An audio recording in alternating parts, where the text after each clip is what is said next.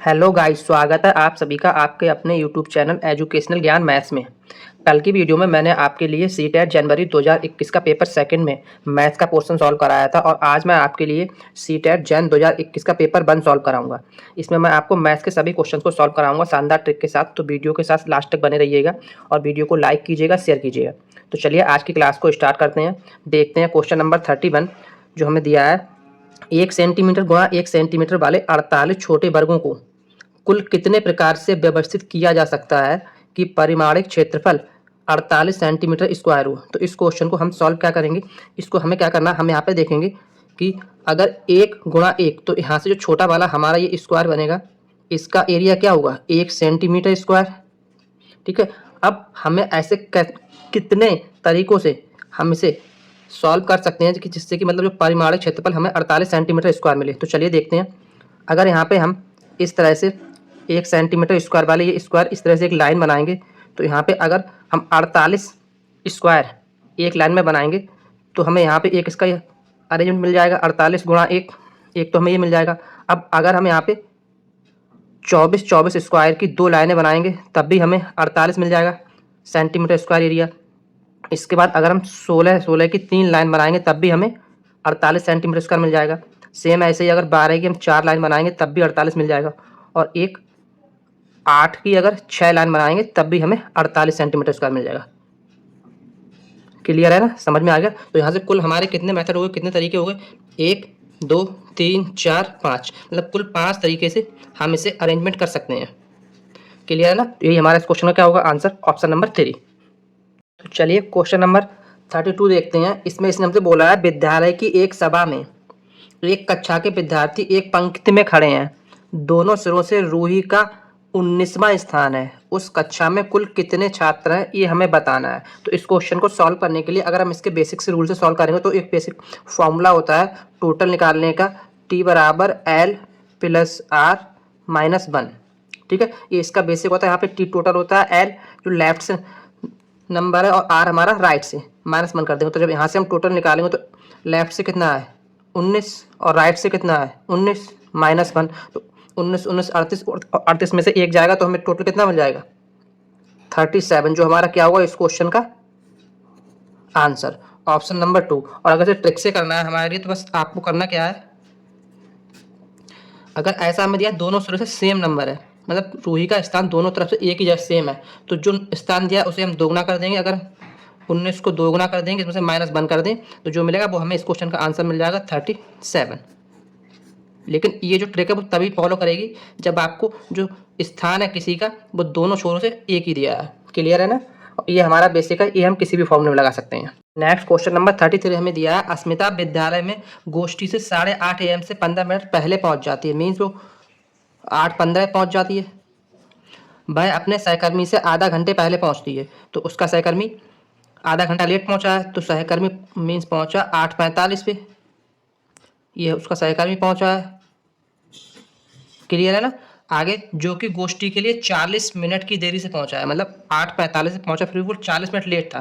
तो जब इसमें से हम 40 माइनस करेंगे तो हमें क्या मिलेगा 8:05, जो हमारा क्या होगा इस क्वेश्चन का आंसर AM। ठीक है, ऑप्शन नंबर 4।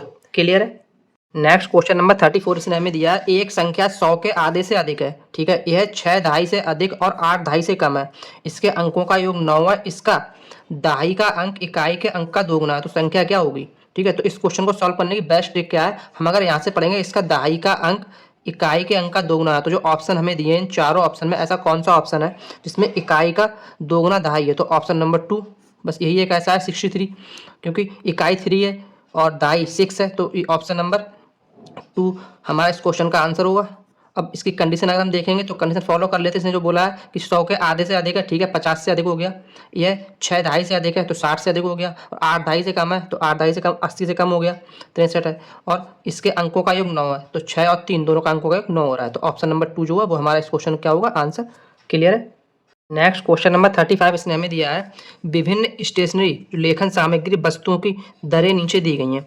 क्रेयॉन का एक पैकेट 15 रुपये 50 पैसे का, पेंसिल का ये रेट दिया है, स्केच पेन का पैकेट का ये रेट दिया, एक कैंची का रेट इसने ये दिया है, एक रबड़ का 2 रुपये रेट है, चमकीले कागज की एक परत इसका सीट ₹2.5 रेट है इसका, और सजावटी स्टिकर का रेट ₹5 है। आगे इसने बोला क्या है, सोहेल ने 1 packet crayon, 2 packet pencil, 1 packet sketch pen, 1 कैंची, चमकीले कागज़ की 5 शीटें और 1 पैकेट सजावटी स्टिकर खरीदे। उसे कुल कितना भुगतान करना पड़ेगा, ये हमें बताना है। तो इसमें हमें करना क्या है, ऐसे क्वेश्चन में सोहेल ने 1 पैकेट क्रेयॉन कितना खरीदा है, 1 पैकेट, ठीक है, तो मल्टीप्लाई बाय 1 इसमें करा देंगे तो हमें यही मिल जाएगा 15.50, ठीक है। आगे 2 पैकेट पेंसिल के, तो 1 पैकेट का ₹14 रेट है, तो 2 का हमारा 28 रुपये हो जाएगा। आगे 1 पैकेट स्केच पेन खरीदा है, तो स्केच पेन का रेट कितना, ₹22.5, तो मल्टीप्लाई जब 1 से कराएंगे तो 22.5 ही रहेगा ये। 1 कैंची, तो ये ₹87 रहेगा। रबड़ उसने खरीदी नहीं है। और 5 सीटें चमकीले कागज़ की 5 सीटें खरीदी, तो चमकीले कागज़ की 1 सीट का रेट ₹2.5 है, तो 5 का रेट कितना हो जाएगा, ₹12.5। क्लियर है ना। और 1 पैकेट सजावटी स्टिकर भी खरीदे हैं, तो सजावटी स्टिकर का रेट ₹5 है। अब इन सबको जब हम ऐड करेंगे, इनको तो ऐड करके हमें जो मिलेगा वो क्या मिलेगा, इस क्वेश्चन का आंसर। तो इन सबको हम ऐड करके देखेंगे यहाँ पे, तो हमें जो आंसर मिलेगा वो मिलेगा ₹100.50। क्लियर है ना। यही हमारा क्या होगा इस क्वेश्चन का आंसर। ऑप्शन देखेंगे तो option number 3। Okay, next question number 36 इसने दिया है, एक रेलगाड़ी पटना से 30 मई 2020 को 23:40 घंटे पर चलती है और मुंबई 1 जून 2020 को 5:15 घंटे पर पहुंच जाती है। तो रेलगाड़ी की यात्रा में कुल कितना समय लगा, ये हमें बताना है। तो इस क्वेश्चन में हम क्या करेंगे, हम यहाँ पर अगर नोट डाउन करेंगे 30 मई, फिर वो 31 मई को चली है और 1 जून को मुंबई पहुंच गई है। तो 30 मई से वो किस टाइम पे स्टार्ट हुई है, 23:40 से उसने चलना शुरू किया। तो यहाँ तक जब वो 31 मई तक पहुंची, 31 मई को शाम को 12 बजे तक वो कितना चल गई होगी, यहाँ से चल गई होगी। अगर हम देखेंगे यहाँ तो वो 24 घंटे, तो 23:40 से चल गई, प्लस 20 मिनट एक्स्ट्रा, तो 24 घंटे और 20 मिनट, कुल कितना चल गई, 24 घंटे 20 मिनट 31 मई के 12 बजे तक, रात के 12 बजे तक, ठीक। अब इसके बाद सुबह 5:15 पे वो मुंबई पहुंच जाती है। तो प्लस इसमें जब हम 5:15 और कर देंगे, 5:15 जब इसमें ऐड करेंगे तो 24, 5, 29 और 15 और 20, 35, मतलब टोटल वो चली जो हमारी 29 घंटे 35 मिनट। क्लियर है ना। ऑप्शन नंबर 2 ये हमारा क्या होगा इस क्वेश्चन का आंसर।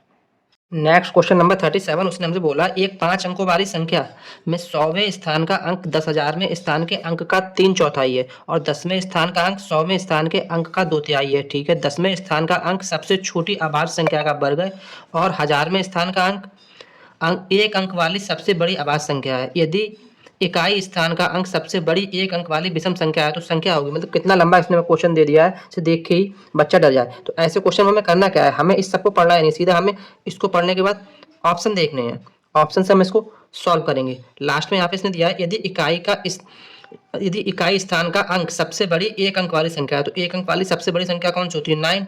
तो ऑप्शन में हम देखेंगे किस में 9 दिया है, एक 1 में एक 3 में, मतलब 2 और 4 तो हमारे एलिमेंट हो गए, ये तो आंसर होंगे नहीं। आगे कैसे बोला है, यहाँ हम देखें कि इकाई के बाद ढाई आता है, 10वें स्थान मतलब ढाई का 10वें स्थान का अंक सबसे छोटी अभाज्य संख्या का वर्ग है। तो सबसे छोटी अभाज्य संख्या कौन सी होती है, 2 हमारी। तो 2 का जब हम स्क्वायर करेंगे तो यहाँ पे क्या मिलेगा हमें, 4, मतलब 9 तो इकाई पे होगा और 4 हमारा क्या है ढाई वाले पे, मतलब लास्ट में हमारे 9 और 4 होगा। तो इन सभी ऑप्शन में कौन से ऑप्शन में, ऑप्शन नंबर 1 ही एक हमारा ऐसा है जिसमें लास्ट में 49 है। तो यही क्या होगा हमारा इस क्वेश्चन का आंसर। आगे कुछ हमें पढ़ना ही नहीं है, अगर हम ऑप्शन से इस टाइप के क्वेश्चन को सॉल्व करेंगे तो ईजिली सॉल्व कर सकते हैं।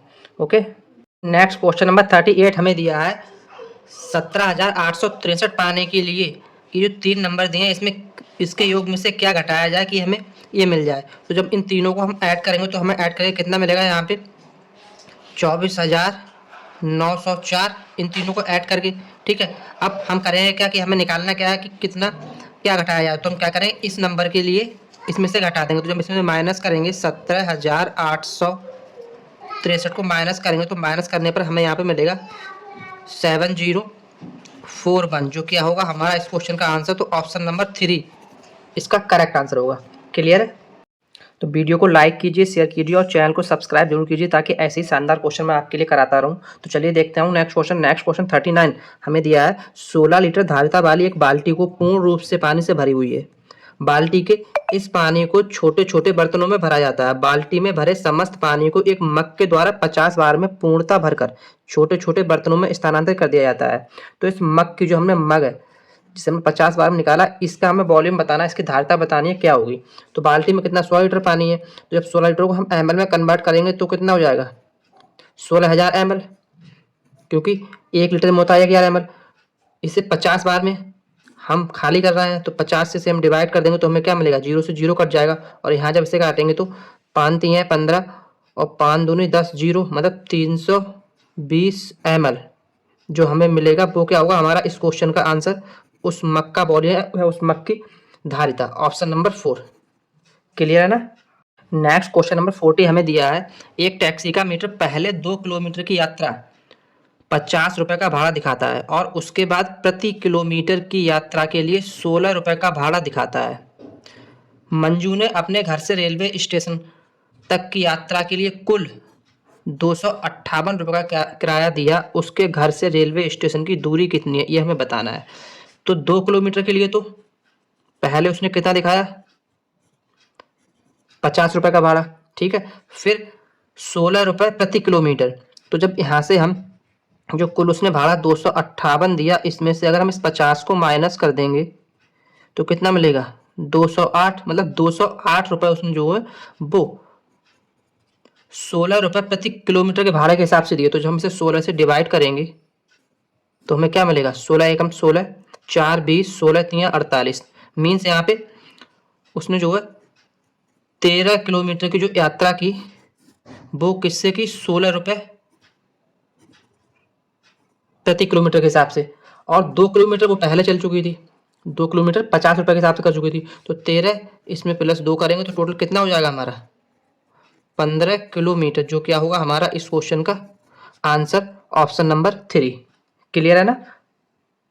नेक्स्ट क्वेश्चन नंबर 41 में ये बोल रहा है निम्नलिखित तालिका मारिया और शहनाज द्वारा 100 में से प्राप्त 5 विषयों के अंक दर्शाती है। ये तालिका इसने दी है हमें एक, इसमें अंग्रेजी, गणित, सामाजिक विज्ञान, हिंदी, विज्ञान, इन सब के अंक दिए हैं। बोला क्या है ऊपर दी गई तालिका के आधार पर निम्नलिखित में से कौन सा कथन सही है वो हमें बताना है। पहला इसने हमें कथन दिया है यहाँ पे कि भाषाओं को छोड़कर मारिया ने शहनाज से प्रत्येक विषय में अधिक अंक प्राप्त किए। तो भाषा हमारी कौन सी होती है, एक तो हिंदी, एक अंग्रेजी, मतलब इन दोनों को छोड़कर बाकी प्रत्येक विषय में मारिया ने, मतलब इसने, मारिया ने शहनाज से अधिक अंक प्राप्त किए हैं। चलिए देखते हैं। गणित में 78 में से 28 ठीक है ये। सामाजिक विज्ञान नहीं, यहाँ पे गलत है क्योंकि 70 किए हैं, इसने 65 किए, मतलब ये हमारा ऑप्शन नंबर 1 गलत होगा। ऑप्शन नंबर 2 देखते हैं। मारिया ने शहनाज से केवल 2 विषयों में अंक अधिक प्राप्त किए हैं, केवल 2 में बोल रहा है यहाँ पे। एक तो इसने यहाँ किए हैं अधिक 73, एक यहाँ किए हैं 90, ये भी ऑप्शन गलत होगा क्योंकि उसने 3 में अधिक अंक प्राप्त किए हैं। ऑप्शन नंबर 3 देखते हैं। गणित और विज्ञान में शहनाज के कुल प्राप्तांक इन विषयों में मारिया के कुल प्राप्तांक से अधिक हैं। देखते हैं गणित और विज्ञान में। गणित में मारिया के कितने 88 और विज्ञान में 90, तो ये हमारे कितने हो जाएंगे टोटल 8 9 17 178 हो जाएंगे मारिया के। और इसके देखते हैं 78 और 82, तो ये हमारे कितने 160 ही होंगे। गणित और विज्ञान में शहनाज के कुल प्राप्तांक इन विषयों में मारिया के कुल प्राप्तांक से अधिक है, नहीं, अधिक नहीं है, तो ये भी हमारा क्या होगा गलत होगा। और ऑप्शन नंबर 4 मारिया और शहनाज के कुल प्राप्तांक समान है, तो जब हम, यही हमारा इस क्वेश्चन का आंसर होगा ऑप्शन नंबर 4। जब इन सभी को हम ऐड करेंगे तो ऐड करके हमें यहाँ पे इसके कुल मिलेंगे 390 और इसे ऐड करेंगे तो इसके मिलेंगे 390, तो ऑप्शन नंबर 4 जो है भाई हमारा क्या होगा इस क्वेश्चन का आंसर। क्लियर है। नेक्स्ट क्वेश्चन नंबर 42 हमें बोला है गणित के शिक्षण अधिगम संदर्भ में निम्नलिखित में से कौन सी प्रक्रिया वांछनीय है, मतलब विच of the following is a desirable teaching learning practice in the context of mathematics, ये हमें बताना है। तो ऑप्शन देखते हैं। भ्रांति को रोकने के लिए मुक्त उत्तर वाले या ओपन एंडेड प्रश्नों से बचना चाहिए, ठीक। ऑप्शन नंबर 2 देखते हैं। संकल्पनाओं की अंतर्दर्शी समझ को प्रोत्साहित करना चाहिए। ऑप्शन 3 दिया है खुली पुस्तक परीक्षा से बचना चाहिए। विद्यार्थियों को बताना चाहिए कि प्रश्नों को हल करने के लिए निर्धारित कदमों का अनुकरण करें। तो इसमें जो ऑप्शन नंबर 2 होगा वो हमारा क्या होगा इस क्वेश्चन का आंसर, क्योंकि संकल्पनाओं की अंतर्दर्शी समझ को प्रोत्साहित करना यही इस क्वेश्चन का बेस्ट आंसर है। क्लियर है। नेक्स्ट क्वेश्चन नंबर 43 इसने में दिया है, गणित के कक्षा में अध्यापक ने निम्नलिखित कुछ प्रश्न प्रस्तुत किए। क्या ये प्रश्न इसने पूछा, उस आयत का क्षेत्रफल है जिसकी एक भुजा 5 सेंटीमीटर और परिमाप 30 सेंटीमीटर है। बी, उसने हमसे प्रश्न किया, उन संख्याओं का समुच्चय ज्ञात कीजिए जिनका माध्यक 4 है। सी में बोला 0 से 8 के मध्य सभी अभाज्य संख्याओं की सूची बनाइए। और डी ऑप्शन दिया, आयतों के बारे में आपको जो भी गणितीय जानकारी है मुझे बताइए। ठीक, अब यहाँ पे इसने जो हमें ऑप्शन दिए हैं इन चारों क्वेश्चंस को पढ़ के, वो इसने ऑप्शन हमें दिए हैं यहाँ, ए व बी बंद सिरे के प्रश्न है और सी व डी मुक्त सिरे वाले प्रश्न है। तो ए और बी, ठीक, नेक्स्ट देखते हैं ऑप्शन ए बी व सी बंद सिरे वाले प्रश्न है और डी मुक्त सिरे वाला प्रश्न है। ओके, ए बंद सिरे वाला प्रश्न और बी सी व डी मुक्त सिरे वाले प्रश्न है। ठीक, और ऑप्शन नंबर 4 इसने में दिया, ए व सी बंद सिरे वाले प्रश्न है और बी व डी मुक्त सिरे वाले प्रश्न है। तो ऑप्शन नंबर 4 जो होगा भाई हमारा इसका आंसर होगा, क्योंकि ए व सी ये दोनों बंद सिरे वाले प्रश्न है और जो बी है, बी व डी है, वो दोनों हमारे मुक्त सिरे वाले प्रश्न है। क्लियर है ना। क्वेश्चन नंबर 44 में इसने हमें बोला, which of the following is least likely to impact teaching learning in mathematics. मतलब गणित के शिक्षण अधिगम पर निम्नलिखित में से किसका प्रभाव होने की संभावना न्यूनतम है। पहला दिया है प्रतिपुष्टि की गुणवत्ता में वृद्धि। ठीक, मूल्यांकन के परिणामों के प्रयोग से शिक्षण में परिवर्तन करना, मूल्यांकन के कारण छात्रों के आत्मविश्वास पर प्रभाव पड़ने के तरीकों की जानकारी होना। और फोर्थ दिया है छात्रों के गलत उत्तरों के पूरे हल देना। ठीक, यही जो ऑप्शन नंबर 4 है यही इसका आंसर होगा कि गणित के शिक्षण अधिगम पर अगर हम छात्रों के गलत उत्तरों को पूरा हल बताएंगे तो इसका एक प्रभाव पड़ेगा। क्लियर है ना। तो ऑप्शन नंबर 4 जो होगा वो हमारा इस क्वेश्चन का क्या होगा, आंसर। नेक्स्ट क्वेश्चन नंबर 45 है, Rohit realise that square is both of a rhombus and a rectangle, he is at what stage of van Hiele's visual thinking. ठीक है, मतलब रोहित के अनुभव किया कि वर्ग एक समचतुर्भुज और एक आयत दोनों ही है, वह बैन हिल के मानस चिंतन के कौन से चरण पर है। ठीक है, तो बैन हिल ने इस तरह का कोई बच्चा अनुभव करता है तो उसे स्तर 2 पे बताया है। ठीक है, तो ऑप्शन नंबर 3 जो होगा वो हमारा क्या होगा इस क्वेश्चन का आंसर। नेक्स्ट क्वेश्चन नंबर 46 हमें दिया है, the sum of any two whole numbers is a whole number, this property of whole number is refer to as. किन्हीं दो पूर्ण संख्याओं का योग एक पूर्ण संख्या होता है तो पूर्ण संख्याओं के इस गुण को इस प्रकार उल्लेखित किया जाता है। ठीक, तो इसमें ऑप्शन ए दिया है संवरक गुण, क्रम विनिमय गुण, सहचारी गुण या वितरण गुण। तो इस टाइप का कोई गुण है कि किन्हीं दो पूर्ण संख्याओं का योग एक पूर्ण संख्या मिल रहा है तो वो एक संवरक गुण होता है। ठीक है, जिसे हम बोलते हैं यहाँ पे क्लोजर प्रॉपर्टी। तो ऑप्शन नंबर 1 जो होगा वो हमारा क्या होगा इस क्वेश्चन का आंसर। क्वेश्चन नंबर 47 में बोला है, which of the following statements regarding mathematics teaching learning is incorrect. क्या बोला है, गणित के शिक्षण अधिगम के विषय में निम्नलिखित में से कौन सा कथन असत्य है, मतलब सत्य नहीं है, ये हमें बताना है। ऑप्शन 1 दिया है, गणितीय अधिगम एक सामाजिक प्रक्रिया है जिसमें संवाद सम्मिलित है। नंबर 2 दिया है हमें, गणितीय ज्ञान की रचना में संस्कृति और संदर्भों की कोई भूमिका नहीं है। ठीक है, नमूनों के अवलोकन और सामान्यीकरण से प्राथमिक कक्षा के विद्यार्थियों में गणितीय ज्ञान का सर्जन किया जा सकता है। ओके, और ऑप्शन नंबर 4 हमें दिया है, गणितीय ज्ञान के सर्जन में तर्क और वार्ता की एक महत्वपूर्ण भूमिका है। तो इस क्वेश्चन का जो राइट आंसर होगा वो होगा ऑप्शन नंबर 2, गणितीय ज्ञान की रचना में संस्कृति और संदर्भों की कोई भूमिका नहीं है। यही हमारा इस क्वेश्चन का क्या है answer, option number 2। Next question number 48 दिया है, प्राथमिक स्तर पर संख्याओं को पढ़ाने के लिए निम्नलिखित में से कौन से कथन सत्य नहीं है। कथन ए इसने दिया है, संख्याओं की अंतर्दर्शी समझ को प्रोत्साहित किया जाना चाहिए, संख्याओं को लिखना अनुक्रम में पढ़ाना चाहिए, गणना से पहले संख्याओं को संख्यांक रूप में लिखना सिखाना चाहिए और संख्याओं में अनुक्रम असंगति को प्रोत्साहित करना चाहिए। तो इन चारों में से कौन सा कथन सत्य है वो हमें बताना है। तो इसका जो राइट आंसर होगा वो हमारा होगा ऑप्शन नंबर 3। ठीक, क्योंकि संख्याओं की अंतर्दर्शी समझ को प्रोत्साहित किया जाना चाहिए, ये भी सही है। और सी, गणना से पहले संख्याओं को संख्यांक रूप में लिखवाना चाहिए, ये भी हमारा सही है। तो ऑप्शन नंबर 3 जो है ए और डी वो क्या होगा हमारा इस क्वेश्चन का आंसर। नेक्स्ट क्वेश्चन नंबर 49 दिया है, which of the following is the most important aspect of teaching of mathematics eight primary level पर। प्राथमिक स्तर पर गणित पढ़ाने के लिए निम्नलिखित में से कौन सा पहलू अत्यंत महत्वपूर्ण है। तो इसने हमें पहलू क्या दिए हैं, गणित को बच्चों के जीवन के अनुभवों का भाग बनाना। ठीक है, परिकलन में परिशुद्धता विकसित करना, उच्चतर पढ़ाई और रोजगार के लिए तैयार करना, प्रौद्योगिकी के लिए प्रोत्साहन और तैयारी कराना। तो इसमें ऑप्शन नंबर ए जो होगा वो हमारा बेस्ट इसका आंसर है, क्योंकि गणित को बच्चों के जीवन के अनुभवों का भाग कराना। तो ऑप्शन नंबर 1 जो होगा वो हमारा इस क्वेश्चन का करेक्ट आंसर है। नेक्स्ट क्वेश्चन नंबर 50 हमें दिया है which of the following activities is most likely to develop spatial reasoning among students. तो इसमें निम्नलिखित क्रियाकलापों में से किसके विद्यार्थियों में त्रिविम विवेचन या दिक्स्थान की समझ विकसित होने की सर्वाधिक संभावना है। तो ऑप्शन 1 दिया है इसने एक संख्या चार्ट में नमूने को पहचानना। ऑप्शन 2 दिया है सुडोकू पहेली को हल करना। थर्ड दिया है चौपड़ आकृतियों को पहचानना। और फोर्थ आंकड़ों को निरूपित करने के लिए दंड आलेखन खींचना। तो इसका जो राइट आंसर होगा वो होगा ऑप्शन नंबर 3 चौपड़ आकृतियों को पहचानना। ओके, नेक्स्ट क्वेश्चन नंबर 51 दिया है which of the following is most suitable for teaching children the concept of fractions. बच्चों को भिन्न की संकल्पना पढ़ाने के लिए निम्नलिखित में से क्या अत्यंत उपयुक्त है। गिनतारा, जियोबोर्ड, संख्या चार्ट या क्रिजनियर छड़ें। तो हमें अगर किसी भी भिन्न की संकल्पना पढ़ानी है तो उसके लिए जो क्रिजनियर छड़ें होती हैं वो बेस्ट मेथड है सिखाने के लिए बच्चों को। तो ऑप्शन नंबर 4 जो होगा वो हमारा इस क्वेश्चन का क्या होगा आंसर। नेक्स्ट क्वेश्चन नंबर 52 में बोला है which of the following statement is not correct with regard to nature of mathematics. मतलब गणित की प्रकृति के विषय में निम्नलिखित में से कौन सा कथन सत्य नहीं है ये बताना। तो गणितीय ज्ञान की संरचना में तर्क कौशल महत्वपूर्ण है। तो इसका राइट है क्योंकि तर्क आ गया। गणितीय संकल्पनाओं की प्रकृति श्रेणीबद्ध है।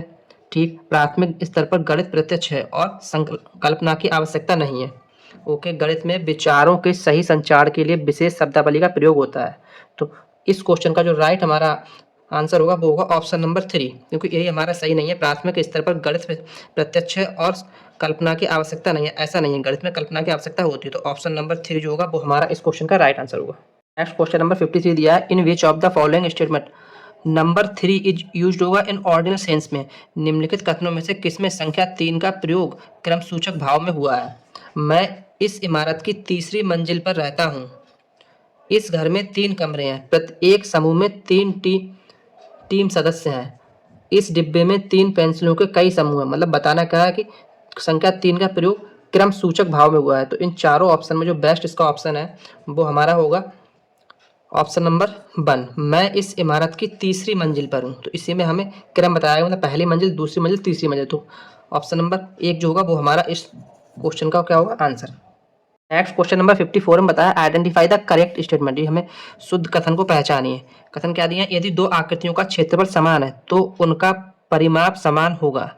ठीक, यदि दो आकृतियों का परिमाप समान है तो उनका क्षेत्रफल समान होगा। ओके, परिमाप और क्षेत्रफल का मात्रक समान होता है और किसी आकृति का आकार उसके परिमाप का निर्धारण करता है। तो ये ऑप्शन नंबर 4 जो वो इसका बेस्ट है क्योंकि कोई भी आकृति अगर हमें दी है तो उसका जो आकार है वही उसके परिमाप को बताएगा कि इसका मतलब परिमाप क्या होगा। तो ऑप्शन नंबर 4 जो होगा वो हमारा क्या होगा इस क्वेश्चन का करेक्ट आंसर। क्वेश्चन नंबर 55 में दिया identify the correct statement with respect to the mathematics curriculum. तो गणितीय पाठ्यक्रम के संबंध में शुद्ध कथन को पहचानिए। तो बीजगणितीय विचारों को नींव प्राथमिक स्तर पर डाली जा सकती है। भिन्नों की संकल्पना का परिचय केवल उच्च प्राथमिक स्तर पर देना चाहिए। इसमें केवल आ गया तो ये तो हमारा इसका आंसर होगा ही नहीं। समझ को बेहतर करने के लिए ऋणात्मक संख्याओं की संकल्पनाओं का परिचय प्राथमिक स्तर पर देना चाहिए। ठीक है, क्षेत्रफल मापन की संकल्पना का परिचय केवल, इसमें भी केवल आ गया तो ये भी हमारा इसका आंसर नहीं होगा। तो इन सब में इसका बेस्ट आंसर है वो होगा ऑप्शन नंबर 1 क्या है, बीजगणितीय विचारों की नींव प्राथमिक स्तर पर ही डाली जा सकती है। ठीक है, तो ऑप्शन नंबर ए जो होगा वो हमारा इस क्वेश्चन का करेक्ट आंसर है। क्वेश्चन नंबर 56 में इसने में बोला identify the correct statement with regard to introducing the concept of triangles at primary level. प्राथमिक स्तर पर त्रिभुजों की अवधारणा का परिचय देने के संबंध में शुद्ध कथन को पहचानिए। तो सबसे पहले त्रिभुज की परिभाषा दे दी जानी चाहिए, ऐसा कोई जरूरी नहीं है। संभ्रांत से बचाने के लिए बच्चों को केवल, इसमें केवल आएगा तो इसका आंसर होगा यानी बच्चों के समक्ष विभिन्न प्रकारों के त्रिभुज प्रस्तुत किए जाने चाहिए परंतु अन्य आकृतियों से दूर रखना चाहिए। ऐसा भी नहीं है, मतलब त्रिभुज को दिखाया यहाँ पर दूसरी आकृति है उनसे हम दूर नहीं रखते हैं। तो ये भी इसका आंसर नहीं होगा। तो ऑप्शन नंबर 4 क्या है वो इसका आंसर होगा बच्चों के समझ सभी प्रकार के त्रिभुज व अन्य आकृतियां भी प्रस्तुत करानी चाहिए। तो ऑप्शन नंबर 4 जो है वो हमारा इस क्वेश्चन का करेक्ट आंसर है। नेक्स्ट क्वेश्चन नंबर 57 दिया है एक विभाजन के प्रश्न में भाजक भागफल का 5 गुना है और शेषफल का दुगुना है। ठीक है, यदि शेषफल 5 है तो संख्या क्या होगी। इसने हमें रिमाइंडर शेषफल 5 दे दिया है और शेषफल का दुगुना हमारा क्या है भाजक। तो यहाँ से भाजक कितना हो जाएगा, इसका दुगुना 10। ठीक है, अब रिमाइंडर हमारे पास है, भाजक हमारे पास है। अगर हम भागफल निकालेंगे तो हम भागफल कैसे निकाल सकते हैं, इसके लिए भागफल का 5 गुना है। तो भागफल अगर हम निकालेंगे, ये जो भाजक है हमारा वो किसका भागफल का 5 गुना है। तो यहाँ से जब हम भागफल निकालेंगे तो इस भाजक से जब इसे डिवाइड करेंगे तो क्या मिलेगा हमें 2। भागफल हमें क्या मिल गया 2। ठीक है, निकालना क्या है संख्या, तो एक फॉर्मूला होता है भाज्य बराबर भाजक गुणा भागफल प्लस रिमाइंडर आर। तो यहाँ से जब हम वैल्यू पुट करेंगे, भाजक हमारा कितना है 10, भागफल कितना है 2, रिमाइंडर कितना है 5, तो इसे सॉल्व करेंगे तो कितना मिलेगा 25, जो क्या होगा हमारा इस क्वेश्चन का आंसर ऑप्शन नंबर 3। क्लियर है ना। नेक्स्ट क्वेश्चन नंबर 58 दिया है the sum of 5 consecutive numbers is 20, what is the sum of first 3 consecutive numbers. ठीक है, तो 5 क्रमागत संख्याओं का योग 20 है, प्रथम 3 क्रमागत संख्याओं का योग क्या होगा ये हमें निकालना है। तो अगर हम 5 क्रमागत संख्या यहाँ पे लिखते हैं, अगर हम यहाँ से लिखते हैं 2 से लिखते हैं 2 3 4 5 6। ठीक है, एक को हम छोड़ देते हैं क्योंकि अगर हम एक लिखेंगे तो हमें जो समय वो 20 नहीं मिलेगा। अब इनको जब ऐड करेंगे तो 6 5 11, 11 4 15, 15 3 18, 18 2 20, मतलब इनका जो योग हमें 20 मिल गया। ठीक, अब तो प्रथम 3 क्रमागत का पूछा, तो ये प्रथम 3 क्रमागत ये है ना, इनका हमें सम क्या मिल जाएगा 3 और 2 5, 5 और 4 9। तो 9 क्या होगा हमारा इस क्वेश्चन का आंसर। ठीक है, क्लियर है ना। नेक्स्ट क्वेश्चन नंबर 59 हमें दिया है एक वर्ग के रूप में तार 144 सेंटीमीटर स्क्वायर का क्षेत्रफल घेरती है। मतलब कोई तार है वो किसी वर्ग के रूप में एरिया कितना घेर रही है 144 सेंटीमीटर स्क्वायर। तो एरिया कितना घेर रही है 144 सेंटीमीटर स्क्वायर। तो यहाँ से अगर हम भुजा निकालेंगे वर्ग की, सपोज कर लो छोटी ए है तो वो कितनी लगेगी 144 का इसका 12 का स्क्वायर होता है, मतलब 12 सेंटीमीटर। ये हमें क्या मिल गई, जो वो वर्ग बना रहा है उसकी एक भुजा। तो अगर इसका हम परिमाप निकालेंगे तो परिमाप होता है 4a, तो 4 इंटू 12 मतलब 12 चौक 48 सेंटीमीटर। ठीक, यदि इसी तार को एक आयत के रूप में मोड़ा जाए जिसकी लंबाई 16 सेंटीमीटर, तो इसका क्षेत्रफल बताना है कितना। अब तार हमारा यही है, जो ये परिमाप हमें 48 सेंटीमीटर है, इसी को जब हम आयत के रूप में मोड़ेंगे तो आयत का परिमाप क्या होता है 2 बार l प्लस बी बराबर 48। एल हमें दे रखी है कितनी 16, जब हम यहाँ से ये काटेंगे तो कितना मिलेगा 24, और तो हमें बी बराबर क्या मिल जाएगा, एल हमें 16 दिया है तो 16 इसमें से माइनस होगा 24 में, तो बी बराबर मिल जाएगा 8 सेंटीमीटर।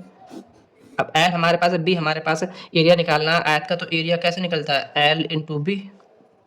एल कितनी है 16, बी कितनी है 8, तो 16 8 128 सेंटीमीटर स्क्वायर, जो क्या होगा हमारा इस क्वेश्चन का आंसर ऑप्शन नंबर 3। क्लियर है। चलिए आज के इस पेपर का लास्ट क्वेश्चन, क्वेश्चन नंबर 60 हमें दिया है निम्नलिखित भिन्नों में से सबसे बड़ी और दूसरी सबसे बड़ी भिन्न क्रमशः इनमें से क्या है। तो इसको हम क्या करेंगे, अगर इनको हम डेसिमल फॉर्म में लिखेंगे तो इन्हें काट के देखते हैं क्या। जब 6 से 5 को काटेंगे तो हमें क्या मिलेगा, पॉइंट लगाएंगे, जीरो बढ़ जाएगा यहाँ, तो 6 8 48 और 20 6 3 18.83। सेम ऐसे ही जब इसे काटेंगे तो यहाँ पॉइंट लगाएंगे, जीरो बढ़ा लेंगे, तो 4 7 28 और 4 5 20.75। ये आधा है, इसे हम लिख सकते हैं 0.5। इस वाले को जब ये इसमें काटेंगे फिर से पॉइंट लगाएंगे यहाँ पे, तो हमें क्या मिलेगा 2/3 कट के पॉइंट लगाया 20 हो गया, 3 6 18, 2 बचा 20, 3 6 18। सेम ऐसे जब इसे काटेंगे फिर से पॉइंट लगाएंगे 30 हो जाएगा यहाँ, तो यहाँ काटेंगे 5 6 30। ठीक, ये हमें मिला 60।